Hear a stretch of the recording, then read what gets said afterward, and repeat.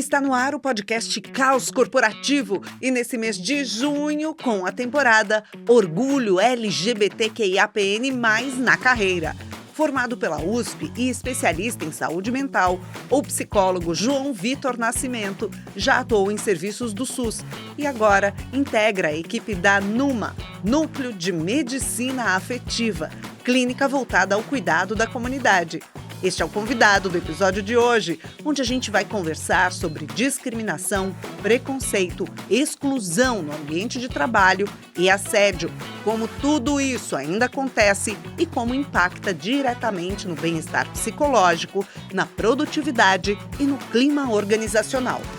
E aí, como é que você tá? Podcast Caos Corporativo na área. Aqui é a Amanda Costa. Anderson Barros aqui com vocês. E aqui, Febra Gato, temporada fresquinha no ar, tem convidado novo aqui com a gente. Bem-vindo, João! Bem-vindo! Bom dia, boa tarde, boa noite. É uma honra estar aqui falando de um assunto que eu adoro, que é diversidade e saúde mental, que são assuntos que andam assim, ó, um do lado do outro. Temos muito a falar hoje, João! Muito. Estamos começando. Vem!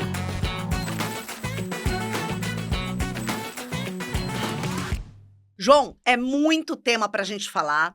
Aliás, antes de começar esse papo com você, eu queria só fazer um disclaimer aqui, porque tem muita gente que te conhece, que talvez vai ficar aqui, talvez não sabendo quem é você, o seu outro você.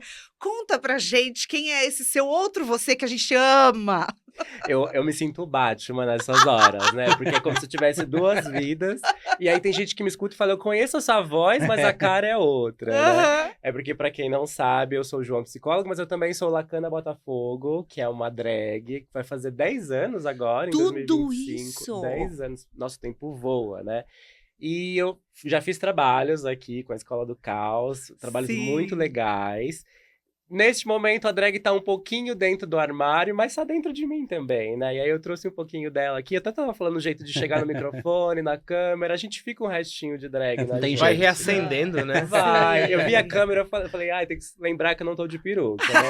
Mas a sensação é a mesma. Mas a gente vai colocar a imagem aí pro pessoal Coloca. ver. Lacana Botafogo no ar. Olha aí, maravilhosa, empoderadíssima, né? Cheinha de conteúdo. E sim, já trouxe muitos conteúdos aí pra gente. Sim. E é uma honra ter você aqui, João, conosco. Obrigado. Lacana, João, sempre bem-vindo e bem-vinda. ok? João Lacana, Lacana João, né?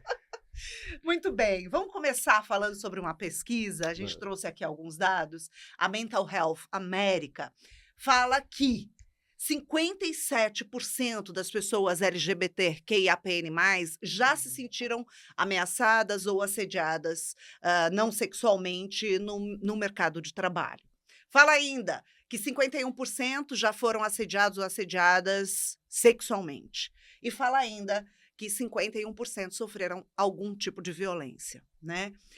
No dia a dia do seu consultório, você consegue ver as consequências dessa realidade nua e crua que a gente sabe que existe no mercado de trabalho? Sim, acho que são dados bem chatos, assim, quando a gente olha para eles, né? Eles estão dizendo que tem algo importante acontecendo aí, né? E no meu consultório, eu me deparo com um limite e uma possibilidade, né? Qual que é o limite? Eu não consigo chegar na empresa daquela pessoa que está falando de um sofrimento e falar, olha, gente, vocês estão causando esse sofrimento nessa pessoa. Agora você pode. Ó, Agora eu empresas posso. que causam esse Empresas. sofrimento, ouçam o João. Vamos colaborar com o meu trabalho? Vocês me Por favor. ajudam tanto, assim. Ou pessoas Me ajuda a te dessas ajudar. empresas, né? Exatamente. Isso. Mas, por um outro lado, né, acho que a gente sempre vale pensar que uma pessoa que está no mercado de trabalho é uma pessoa que tem uma história de vida longa, né? No mínimo 20 anos de vida. Em 20 anos acontece muita coisa e é ali que a gente vai se formando enquanto sujeito, enquanto LGBT. Então, quando eu chego no mercado de trabalho e me deparo com uma situação constrangedora, que tem a ver com atacar a minha diversidade, não é a primeira vez. Eu estou revivendo muitas vezes coisas que estão ali há muitos anos, né? Então, o meu trabalho, na maioria das vezes, é lidar com como esses discursos, essas falas, elas ficam na pessoa. Que é aí que é o meu trabalho, né? Então, quando o chefe faz um comentário desagradável, não é a primeira vez que aquela pessoa está ouvindo aquilo, mas aquilo toca num lugar que já está instalado ali dentro. Uhum. E aí o meu trabalho é, vamos ouvir essas coisas que estão aí dentro, que estão sendo cutucadas por algo que está vindo de fora, E vamos talvez pensar em outras coisas, sem ignorar isso, né? Mas ressignificar tudo isso que está guardado aí dentro, né? Fica meio abstrato, mas na clínica é fantástico. É um trabalho maravilhoso. Ô, João, deixa eu entrar exatamente nesse ponto contigo. A gente vem de uma época em que esse tipo de comentário, gracinha, piada, era algo até tido como que fazia parte do ambiente e o mundo veio se transformando, veio ganhando consciência a respeito dessa pauta, mas esses números estão aí para dizer o quanto que isso ainda é um problema sério. Sim. Pela sua experiência na clínica, o que você nota que esse tipo de comentário ou de fala preconceituosa atacando questões de diversidade ainda é algo presente na realidade das pessoas? Sim. Acho que hoje a gente teve um avanço no contexto social de poder falar abertamente e de uma forma mais respeitosa sobre o tema, né? Mas isso é uma coisa muito recente, né? Vamos pensar. No final dos anos 90, início dos anos 2000, parece que foi há muito tempo, mas ao mesmo tempo não parece que foi há muito tempo. Quando a gente tinha uma representação de uma pessoa LGBT na mídia, era num lugar muito específico, que era no lugar da piada ou no lugar do vítima da violência, né? E quando a gente vive numa sociedade que está dizendo, olha, essa característica só te dá 2 possibilidades de vida, ou você é piada ou você é vítima de violência. Isso tem um impacto de como aquela pessoa vai se entendendo no mundo, né? E aí, quando a gente faz um trabalho social de, olha, não, uma pessoa LGBT, ela pode ser líder de uma empresa, ela pode ser líder de um time, ela pode ser um grande publicitário, a gente está dando novos lugares para isso, né? Para dizer que você tem essa característica, mas você não é só isso e não são só essas possibilidades que você tem na vida, né? Só que isso leva um tempo tanto da sociedade se adaptar. Inclusive, a gente tem reações até hoje de gente que ainda quer manter naquele mesmo lugar, que você vai ser só piada ou vítima de violência, mas também tem o tempo do sujeito de entender, não, eu posso ser outra coisa também. Apesar de eu ter crescido muitos anos ouvindo que eu era uma coisa, eu também posso ser outras, né? Então, o meu trabalho é muito de trabalhando essas coisas que foram ouvidas e ditas por muitos e muitos anos. Não é uma coisa de há 2 semanas eu tô ouvindo piada sobre mim. É o famoso gatilho, né? Isso. Mas ainda chegam traumas de coisas que acontecem no presente. Muitos. Tem uma coisa que aí quando a gente vai falar de desenvolvimento humano, que é, né? A gente aprende o mundo com quem tá vivendo o mundo. Se o mundo tá dizendo pra gente, você tá errado, vai entender que você é errado. E aí, às vezes, a pessoa que diz que você era errado nem tá mais perto de você. Mas você aprendeu daquele jeito. Então, você ainda se vê como errado. Então, o que eu vejo muito na clínica? Ouvi por muitos anos que eu era isso, que eu era menos, que eu não poderia fazer tal e tal coisa. As pessoas que me dizem isso, às vezes, nem estão vivas mais. Mas eu ainda penso desse jeito, né? E aí é um trabalho, trabalho assim, de ressignificar denso, coisas, né? Denso, assim. Porque, basicamente, você reconstruir toda a sua identidade, né? Como é que você se entende como gente, como é que você se entende no mundo. É muito bonito, mas é denso, é doloroso. Claro. Dá trabalho, claro. né? A gente dispensa muita energia para isso, né? Muito. E energia que podia estar focada em outra coisa. Podia. E às vezes a gente foca essa energia, tô falando da gente, que eu também sou um homem gay aqui, faço parte da comunidade, mas a gente às vezes fica numa questão de autoafirmação, quem é da comunidade, né? Porque você foi colocado tanto tempo no lugar, ou você é isso, ou você é aquilo, que quando você quer ser alguma outra coisa a mais, você tem que falar, eu tenho que ser o melhor. Sim. Né? Então aí você fica o tempo todo colocando energia pra, tipo, eu preciso ser melhor. É uma coisa de se provar, né, Fê? Tem que se provar pra você e Gente, pro outro, né? E se a gente for pensar direitinho, né? Eu, como mulher, também posso Também. falar. Aham. A gente está falando das maiorias minorizadas, ou enfim. A gente está falando de o tempo todo. Quem tem algum lugar diferente desse lugar, que no fim a gente está falando até de sistema econômico, né? Total. A gente está falando de capitalismo, a gente está falando de patriarcado, a gente está falando de lugares criados e de estereotipagem de gênero, né? Então, assim, tanto as pessoas da comunidade LGBT, quanto as pessoas também, a questão racial, eu acho que dá para colocar Com também certeza. na mesma panela aí, e as mulheres. Então, assim, não só eu não posso ocupar ocupar determinado lugar, como se for para eu ocupar, eu tenho que ser seja, incrível, é. porque eu preciso ficar provando que sim, eu consigo, né? Isso causa um sofrimento, um cansaço, uma carga mental, assim, por isso que as pessoas LGBTQIAPN+, e as mulheres, e as pessoas de negras e tudo mais, porque elas são muito mais foda, né, do que os... Sim. Eu atendo hoje. Agora foi péssimo! Você falou, não fui eu. Você que falou. Mas eu atendo muito. A minha clínica hoje, a maioria é de homens gays, né? E são pessoas que, escutando, assim, você vê que elas se dão muito bem no trabalho em termos de desempenho. E aí a gente vai vendo que, por fundo, tem essa narrativa de eu tenho que compensar algo, né? Porque eu já tenho essa característica que me coloca um pouco mais para baixo. Então, para balancear isso, eu tenho que entregar uma excelência maior. Aí que vem o burnout, né? Aí que vem a exaustão. Aí que vem o eu vivo para o trabalho, né? Porque não é só o trabalho pelo trabalho, é um trabalho com uma outra coisa que é eu preciso compensar esse negócio Uma aqui carga que me coloca para adicional. baixo. E mesmo a pessoa sendo boa, ela ainda não consegue se enxergar ali, né? Então ela fica o Sim. tempo todo ali, né? Agora, com toda essa dispersão de energia ali, óbvio que a empresa também pode colaborar com isso, né? Então, ainda que essas pessoas, né, a nossa comunidade consiga adentrar, ainda tem preconceito, tem políticas que ainda afetam a gente também. O que você acha que as empresas podem fazer para mudar esse cenário das políticas também, para Você diz favorecer políticas da da organização? organização? Sim. Eu acho que bastante coisa, viu? Inclusive, se alguém quiser, eu posso dar uma lista de coisas para se fazer. Vamos lá! Mas acho que tudo depende. A gente estava pensando agora há pouco, assim, sobre essa questão de o preconceito, ele sempre existe. Ele sempre vai existir nos diferentes cenários, né? A diferença se dá em qual é a resposta que a gente tem para essas situações, né? Então, o preconceito ele pode vir de dentro da empresa, mas ele pode vir de alguém que não é da empresa. De um mas cliente. De um cliente, Sim. né?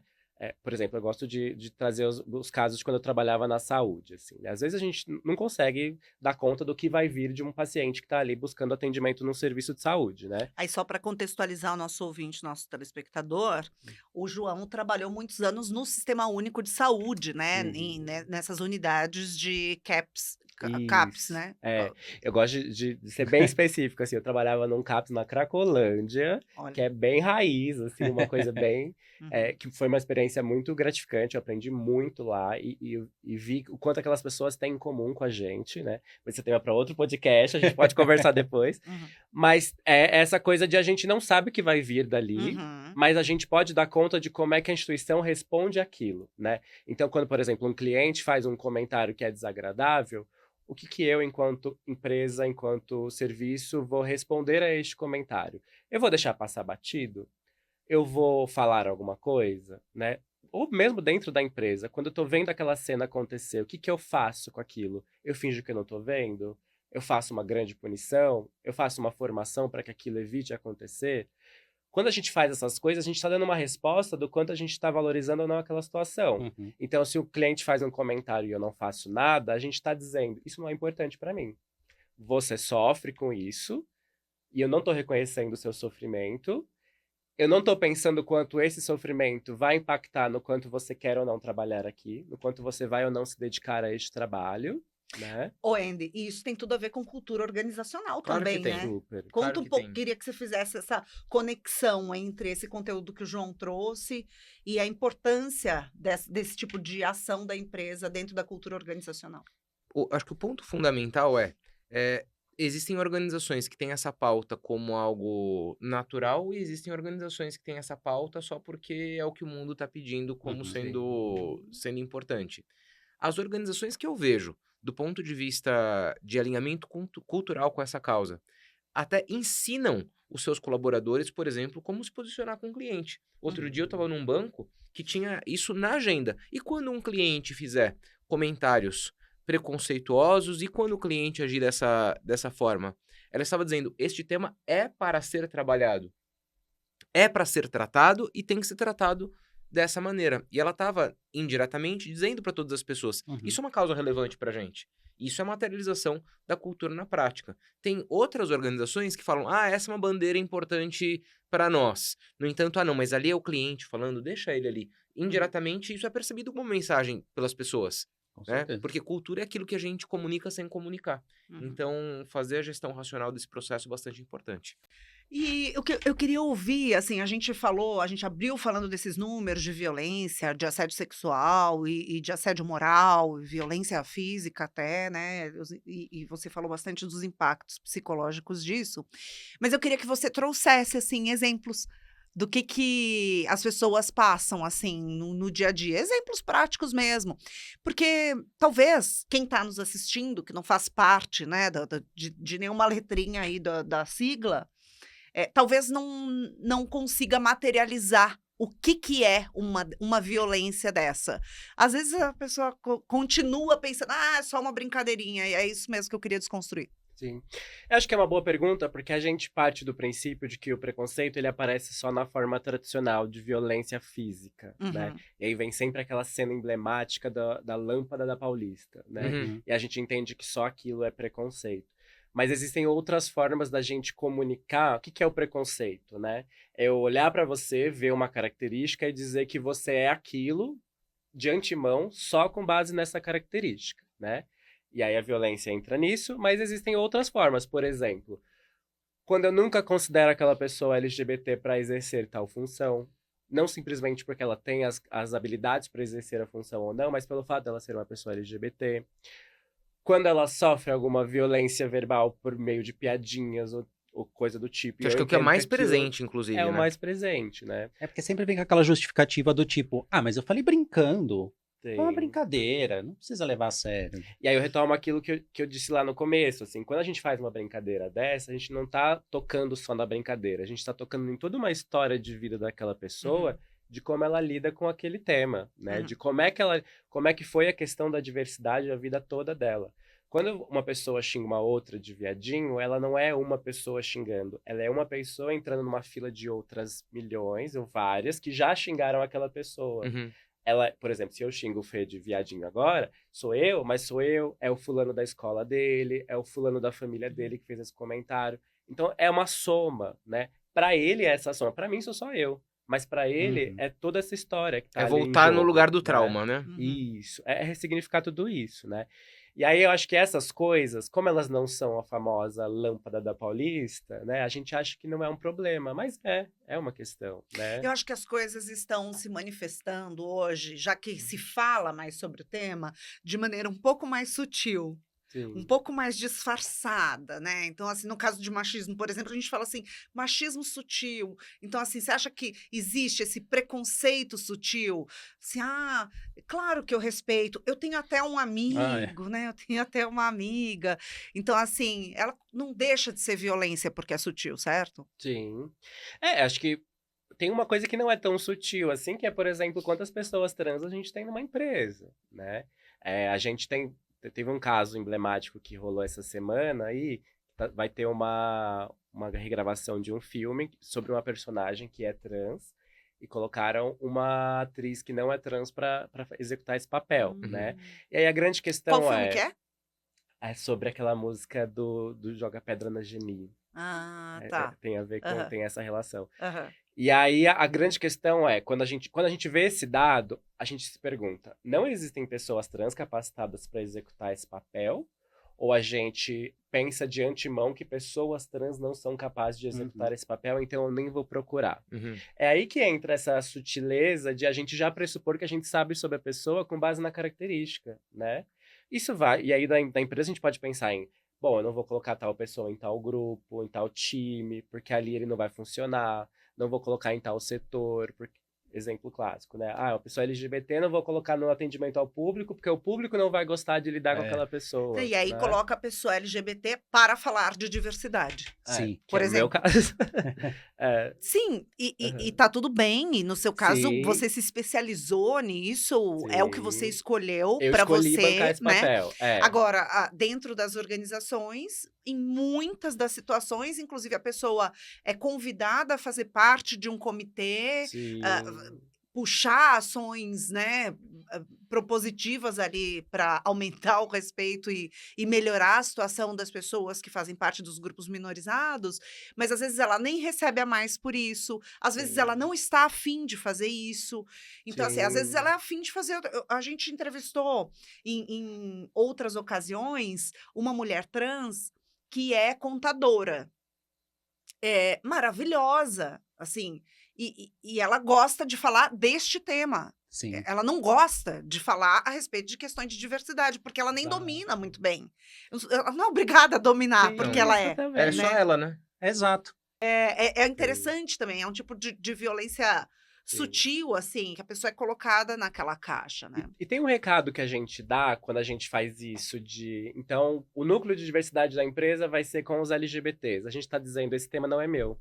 Esse tema é dos LGBTs. Então, eles que se resolvam aí, eles que fazem o trabalho. E quem eles precisava estar ali tocam. mesmo participando para ver como É. é que é a troca, às vezes não participa, né?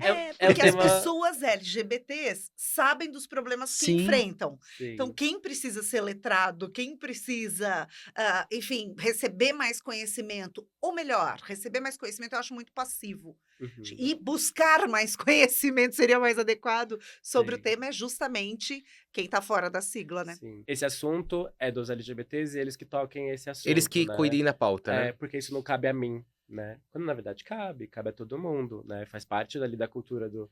Quando eu não trato bem meu colega LGBT, isso vai impactar, inclusive, no meu trabalho, de alguma forma, né? É que é difícil ver essa relação, mas isso vai impactar.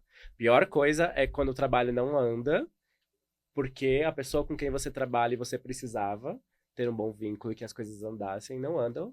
E aí não anda porque você tem alguma questão com a sexualidade dela ali. Então isso é um assunto de todo mundo, não só do LGBT. Claro. Agora, falando ainda dessa pauta preconceito, João, eu queria te perguntar se na escolha de carreira que você fez, Uhum.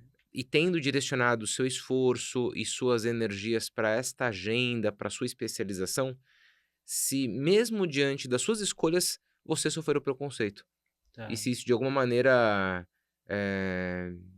você percebeu que impactou escolhas, carreira, crescimento, enfim, queria trazer um pouco da sua vivência pessoal sobre o tema. Hoje, eu acho que eu tô num lugar um pouco privilegiado, porque a psicologia é uma área um pouco mais tranquila em relação à diversidade. Acho que na faculdade nós tínhamos um curso que eram muitas mulheres na sala e os homens, a maioria era gay. Mas você sabe que Então- esse negócio do tranquilo, desculpa cortar, mas é uma coisa que também é uma estereotipia, né? Que você fala assim, é da saúde, ser enfermeiro é gay. Se é É. psicólogo, é gay. Se trabalha no RH, é gay. Aham. Não é? Não tem essa... Sim, tem uma estereotipia. Igual o profissional sim. de beleza também, né? Exato. Se você tem um homem num salão de beleza, é gay. É gay.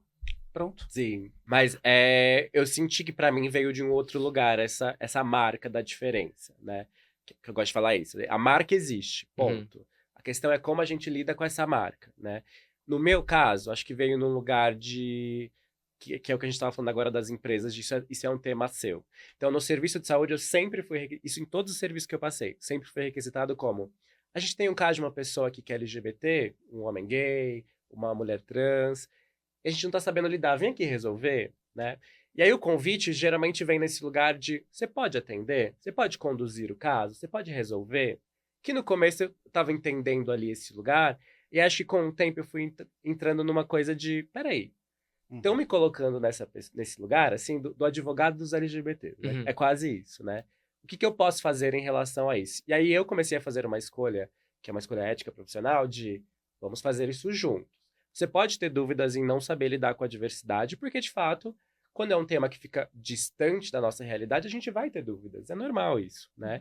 A questão é o que a gente faz com essa dúvida. A gente aciona o outro e fala, me ajude a me capacitar para isso, ou isso não é problema meu, toma. Claro, né? até porque isso pode gerar um certo comodismo, né? Super, né? Porque as pessoas têm que se desenvolver para lidar com um determinado Sim. contexto e cenário. Isso é obrigação e responsabilidade de cada um. Sim, E aí, sim. quando eu tenho o João lá perto de mim, toma, João, cuida lá. né? É meio como se eu tirasse a minha Confortável. responsabilidade de atuar sobre o tema, né?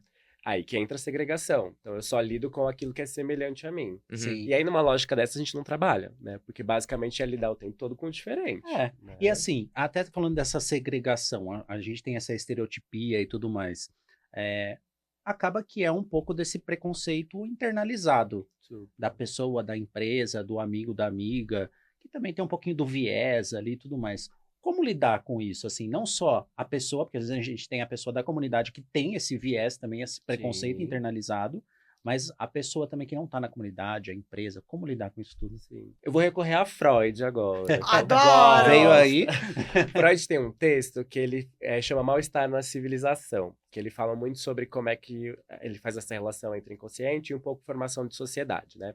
E ele tem um conceito para falar sobre comportamento de grupos, que é o narcisismo das pequenas diferenças.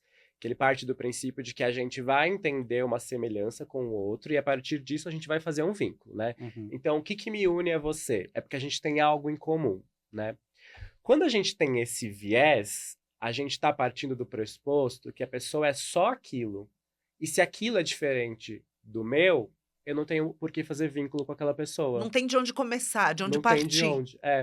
Que é o caso da moça trans que é contadora, né? Se eu olho só pra ela como uma moça trans e o fato de eu não ser trans, eu não faço vínculo, acabou, não tem Uhum. mais vínculo. Mas ela não é só isso. Ela tem outras características. Ela é contadora. Tudo bem que eu não sou contador, então eu teria que achar outra coisa ainda pra me vincular a ela, né?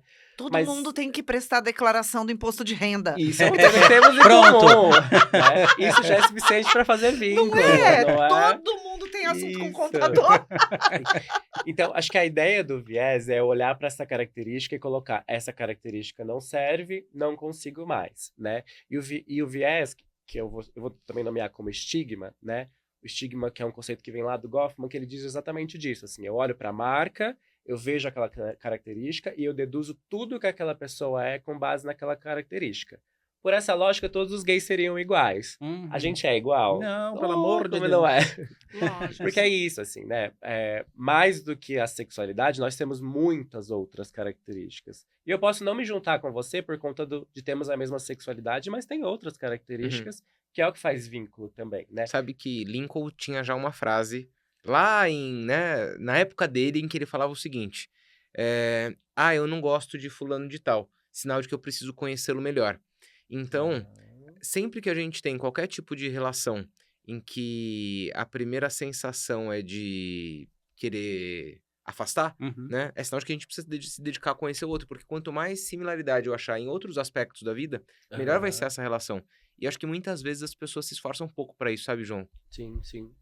É exatamente isso, assim. E aí é essa ideia de eu não consigo me vincular com o gay ou com a pessoa trans porque eu não sou isso, mas e o resto? Você é só isso? Você é só hétero também?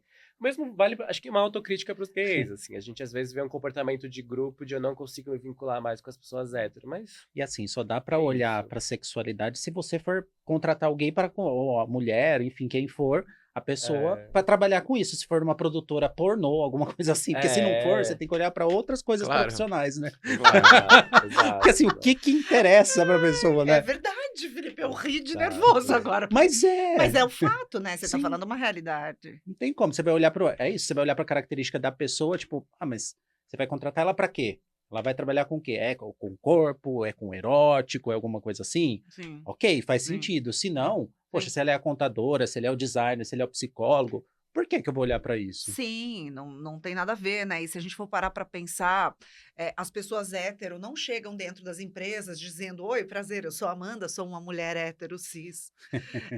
Então, do mesmo jeito, as pessoas da comunidade, né, não têm a menor obrigação de chegar e se explicar, né, de alguma maneira. Agora, tem bons exemplos no mundo corporativo, né? Então, tem, por exemplo, a Daniele Torres, né, que é a primeira executiva trans do Brasil da KPMG. Ela fez, inclusive, todo o processo de transição dela dentro da KPMG. Então, ela entrou, um homem na KPMG, trabalha até hoje, e durante anos a empresa foi, inclusive, dando esse suporte. A Fernanda Castanheira, que inclusive é da Vale, implementou um programa de redesignação sexual, né, para homens e mulheres trans. E você vê, uma empresa, inclusive, assim, prioritariamente com maior número de funcionários homens, né, por causa da operação e tudo assim. Então, a gente tem bons exemplos, né? A grande questão é, as empresas refletem a sociedade, né? Então, assim, o preconceito existe na sociedade, logo existe na empresa. E eu gosto sempre de reforçar que a empresa tem um papel social, né? Então, em vez da empresa ficar parada só recebendo o que é influência de como a sociedade está, ainda preconceituosa, a empresa precisa fazer o movimento reverso, como esses exemplos que eu trouxe. A empresa, né, transbordar bons exemplos, transbordar boas ações, né, de Sim. integração, de inclusão, de valorização desses talentos. Sim. Porque numa dessas você corre o risco de perder um ótimo profissional por conta de um estigma, né? De, bom, não tô muito adaptado a isso, essa pessoa não sei se eu quero, e a pessoa é ótima, habilidades Sim. incríveis ali, super exército que tem que fazer, né? Agora, posso jogar uma última bomba aqui pra cima? Ih, vem aí, vem aí. Joga, Se adoro, prepara. adoro. Polêmica. Porque em meio a tudo isso que a gente está discutindo, as empresas vêm se posicionando de tal maneira, inclusive grandes e gigantes globais, sobre, gente, pouco importa questões relacionadas a gênero, pouco importa questões relacionadas à sexualidade. O que vale mesmo aqui é o que são as pessoas e o que elas são capazes de entregar, e vem falando justamente sobre somos um ambiente meritocrático, Sim. né? O que importa Ixi. é o que as pessoas entregam, e aí a gente vem dando um nome para esse movimento, né? Ah, não vamos mais falar de diversidade, vamos olhar só porque as pessoas entregam, e a tão famigerada, né, vivida nesse último ano inteiro, agenda anti-woke, né? E eu queria trazer esse tema para o debate, porque ele está completamente correlacionado com isso que a gente está debatendo aqui. Quanto isso tem de legítimo, quanto isso tem de fuga, como é que é essa questão? É polêmica. Eu Manda acho. ver, João! Agora eu vou falar, Agora, Ah, puxa a João! peruca da Lacana aqui embaixo que eu quero ver. Vou até botar um salto alto pra falar agora. Eu acho que existe uma diferença entre aquilo que é dito e aquilo que é feito de fato, né? Numa dessas a gente pode dizer pouco importa diversidade, pouco importa gênero, e agir como se importasse. E agir como se importasse é reproduzir preconceitos, Uhum. né? Então é um pouco importa, na verdade não é um pouco importa, eu tô me importando o suficiente para retomar preconceitos que já estavam ali. Então isso é importante. Isso está dizendo que tá levando em consideração diversidade e gênero, né? Acho que talvez esse discurso ele vem como uma coisa de isso Não faz quero mais diferença. trabalhar com isso, né? Isentão, as Isentão, empresas Não, isentonas. Vamos só olhar para as habilidades do funcionário, mas não, e o viés inconsciente, é Mas aquilo isso- que, E entendeu? é super cruel, né? Esse negócio de Sim. meritocracia. É muita crueldade. Porque você estava falando de todo o histórico dessa pessoa. Sim. De preconceitos e de gatilhos, e enfim, toda uma história de vida, de superação. Então, assim, ela já não chega do mesmo jeito que uma pessoa que não tem esse Não. histórico, né? Então, assim, toda essa questão de ter que se provar mais, tenho que ser melhor, síndrome do impostor, da impostora e tudo mais. Então, assim, Sim. a empresa vai perder esse talento. Porque Vai. a meritocracia não vai funcionar ali, concorda? E a empresa é feita de pessoas. Se é que a pessoas- meritocracia funciona. A Pois meritocracia é. não... Carimbo, meritocracia não existe. É. Empresa é feita de pessoas, pessoas têm histórias, né? Se eu não levo em consideração a história daquela pessoa ali dentro, a chance de dar errado é muito grande, né? Se eu falo, não, então isso não é um assunto importante, aí aquilo acontece dentro da minha empresa e eu não faço nada, e aquele colaborador... E aí entra a tal da NR1, que tem sido grande pauta Nossa, era a ultimamente, próxima né? pergunta. Muito bem. NR1 em pauta. Já quer entrar nesse tópico? Porque eu já tenho muita coisa pra falar dela também. Vamos. Um dos princípios da nova NR1 é levar em consideração esses riscos psicossociais, vai dizer que a pessoa ela tem uma história. Então, essa ideia de quando a pessoa entra num trabalho, a vida dela fica lá fora, isso não existe, né? A gente, mesmo que a gente queira guardar a nossa vida lá numa caixinha e entrar no trabalho e virar outra pessoa, isso não é humanamente possível, Claro. né? O corpo reage, né? O corpo dá sinais. Quem nunca ficou doente? Nossa, mas eu já ouvi isso de tanto chefe, já. Nossa! O Ó, quê? passa o crachá, seus problemas ficam pra Não, fora. isso aí é lenda. Verbalizado isso pra você? Da porta pra fora. Lenda. Milhões de vezes. Milhões. Gente, mas sabe por que faz tão pouco sentido isso? Porque tudo que a gente Um pouco nenhum, né?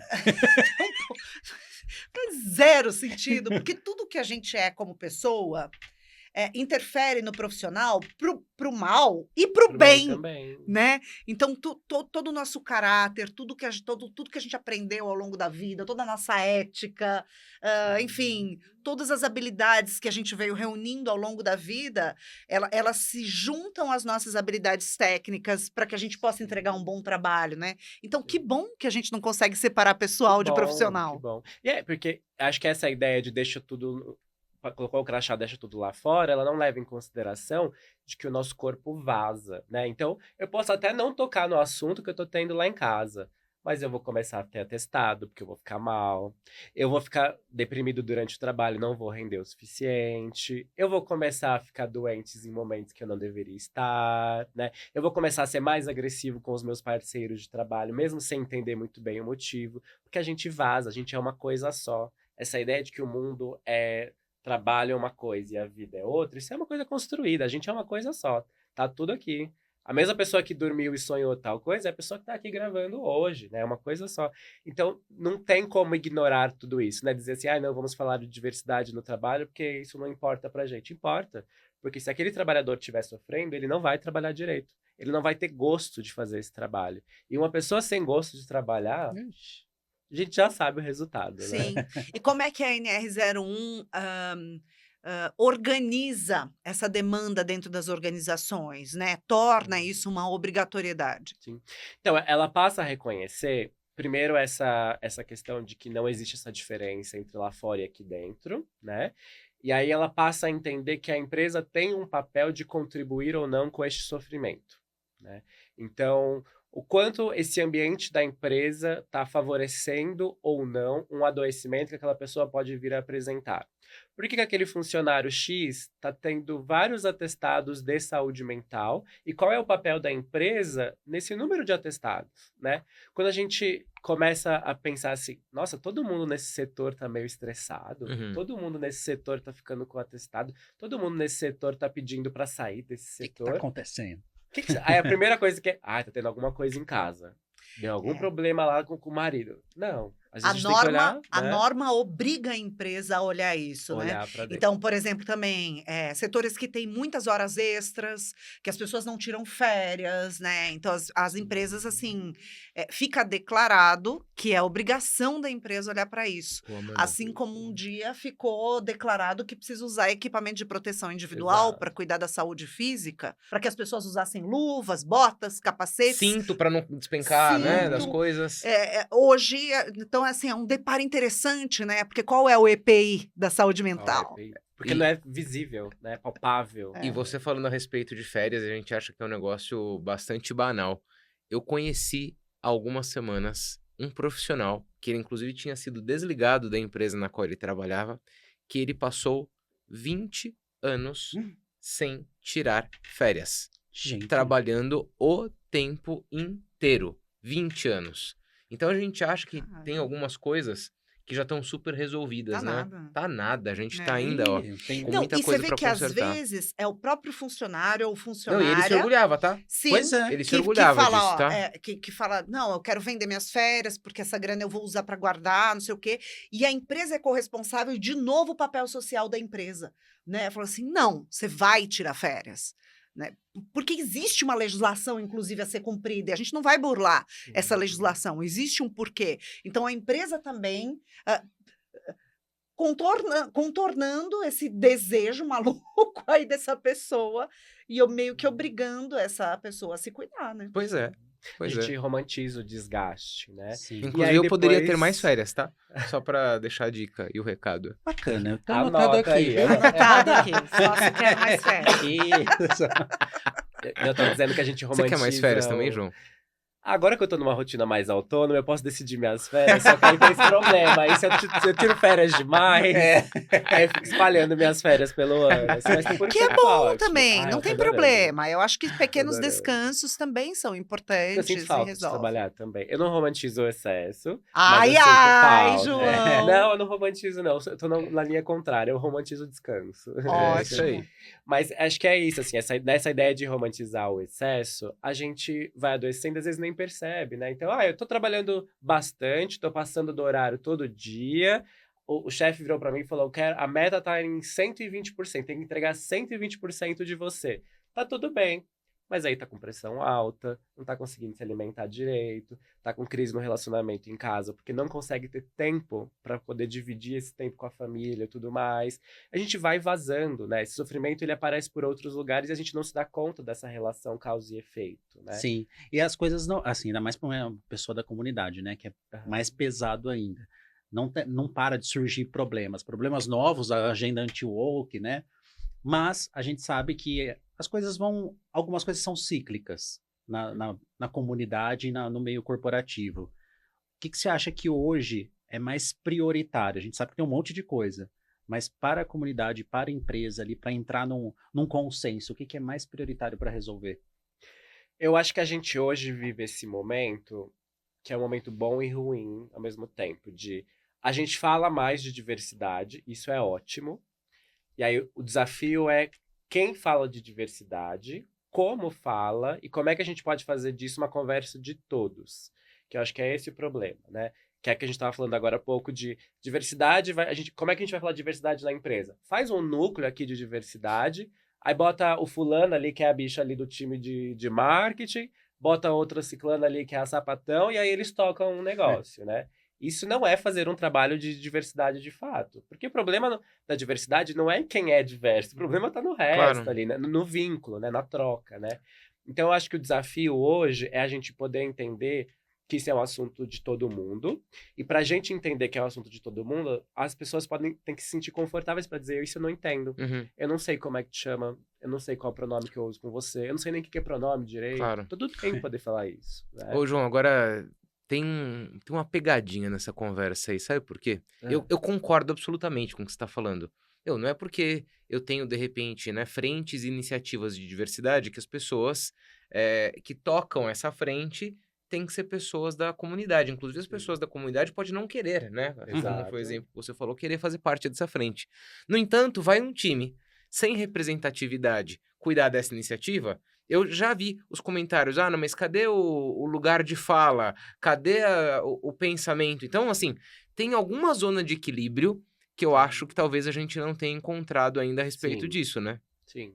É justamente isso. Geralmente isso é feito em equipe, né? É difícil a gente pensar em uma pessoa ser responsável por falar sobre um tema, até porque uma pessoa é sempre uma experiência muito limitada, né? E aí eu acho que essa troca, né, é muito potente, inclusive, por exemplo, se a gente vai organizar uma palestra sobre o tema diversidade. Quando você está ali e você não entende muito o assunto nesse processo de organização, eu, que supostamente entendo, vou conseguir olhar mais ou menos qual que é a direção dessa conversa. Porque aí eu não estou falando qualquer coisa, eu estou falando aquilo que de fato as pessoas estão querendo saber e não estão, às vezes, conseguindo verbalizar, né? E é nesse encontro do diferente que é aí que vem a potência. Então, às vezes é com aquele amigo hétero da empresa que está nesse coletivo para fazer essa fala, que a gente vai entender de fato o que precisa ser conversado ali, né? Então é achar esse equilíbrio mesmo, né? E também reconhecer meu papel. Olha, eu tô falando de uma outra coisa que não é a minha vivência, né? Mas a gente não se fala só sobre vivências pessoais. A gente tá falando também, às vezes, de normativas.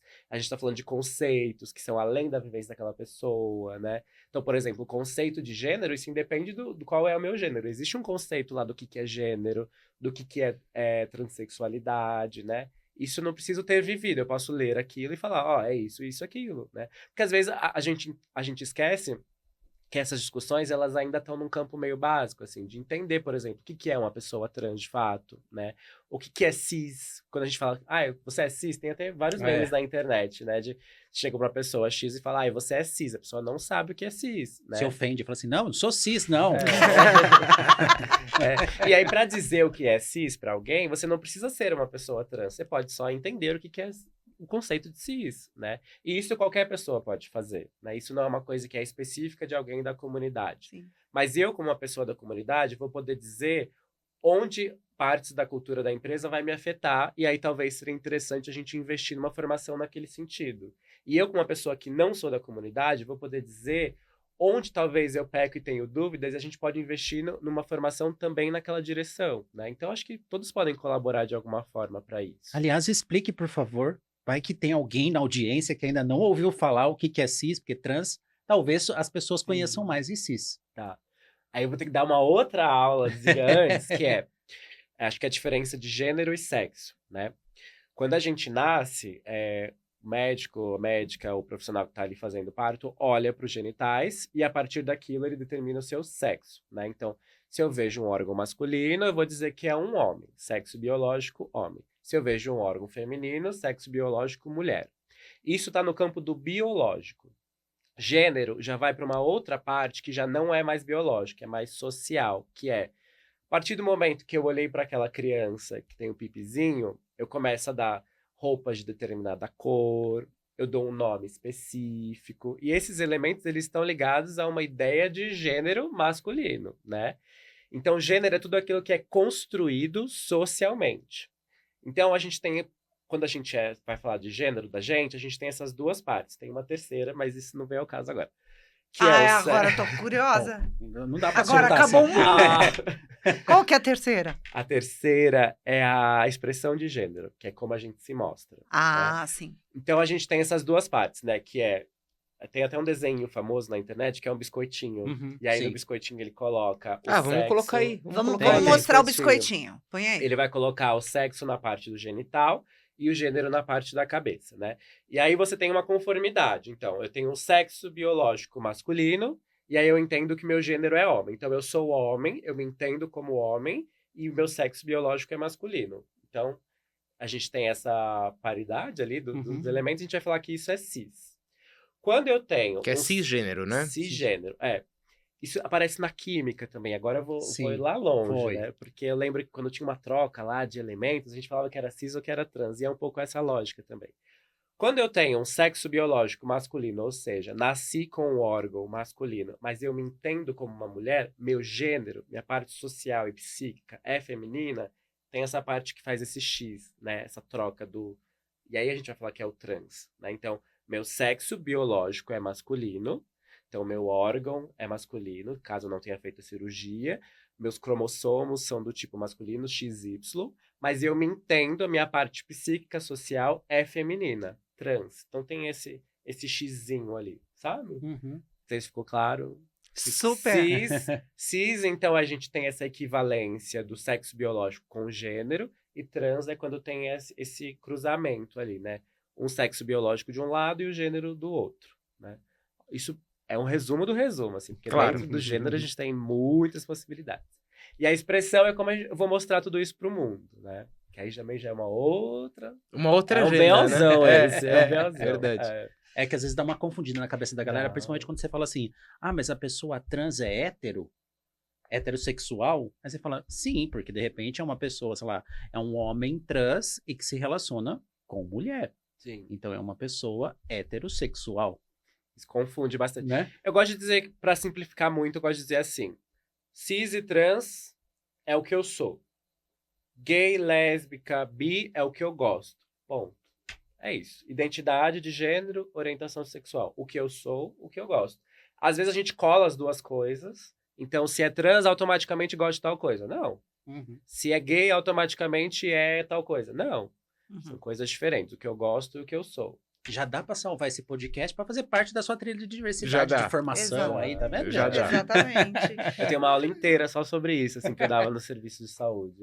Vai voltar mais vezes pra falar a respeito disso. Volto. João, muito obrigada, viu, por essa conversa, assim, de peito aberto aqui com a gente. Obrigada mesmo pela sua colaboração. Parabéns pelo profissional incrível que você é. Na próxima você pode vir como Lacana, se for possível? Eu vou ver, porque as tá perucas de estão um férias no pouquinho Caribe. bagunçadas.